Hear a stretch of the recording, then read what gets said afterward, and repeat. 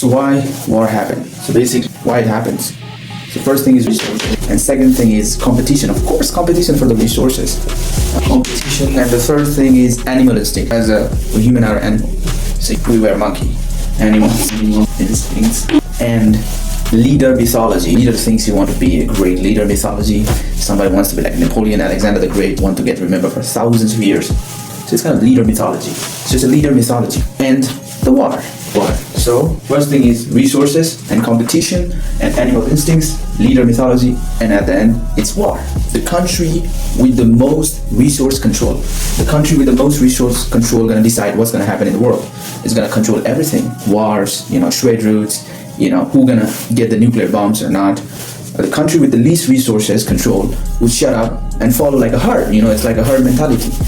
But here's the one thing, why war happens and blah, blah, blah. We tell ourselves we are different, rational, civilized, moral. But who told you that you are civilized and moral? Who told you that? Maybe a book, flag? Who told you? Philosophers, God? Who told you are moral? Because if you are moral, you don't choose immoral guy, who decides for war, right? These are all the symbols, we invented to make the animal behavior feel more acceptable. We are more rational. We don't make the decision. We wear the shoes, sit at the panel, and something like that. We speak like that. You know what I mean? And then comes to the leader. We believe leader like a myth, like something bigger than human. But hey, let's be honest. These leaders are just normal people like us. They eat, they go to the bathroom, they take oxygen for breathing. Everything is same. Maybe they have more security, but let's shoot with a bullet to the leaders. They're gonna die. The 9mm bullet gonna kill everyone. You know what I mean? And another thing is the leader wants to get remembered. He wants to be powerful for hundreds of years, like like Napoleon, Alexander the Great. He wants to create that mystic figure, like a Machiavellian type. So that's why he says other people wants to die for his legacy. Okay, have you ever seen the leader is sending his own children to die? No, right? It's because they're not losing anything. That's why war happened. Because they want to get remembered. But we call it war.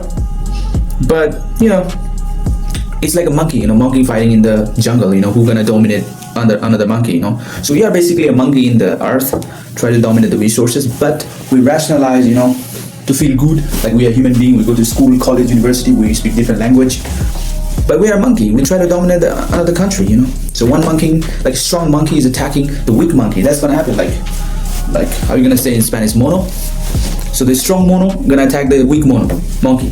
The war is all about controlling the resources. The strong monkey gonna smash weak monkey. That's it. The strong monkey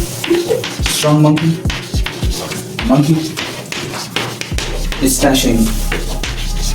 smashing weak monkey. And in modern day, there are a couple of strong monkey and very large number of weak monkey. So we know that we're the strongest monkey, and we know that there are many weak monkeys. Like there are a couple of strong monkey, 9-10 countries, but all other countries are weak monkey, So that's it. That's my definition.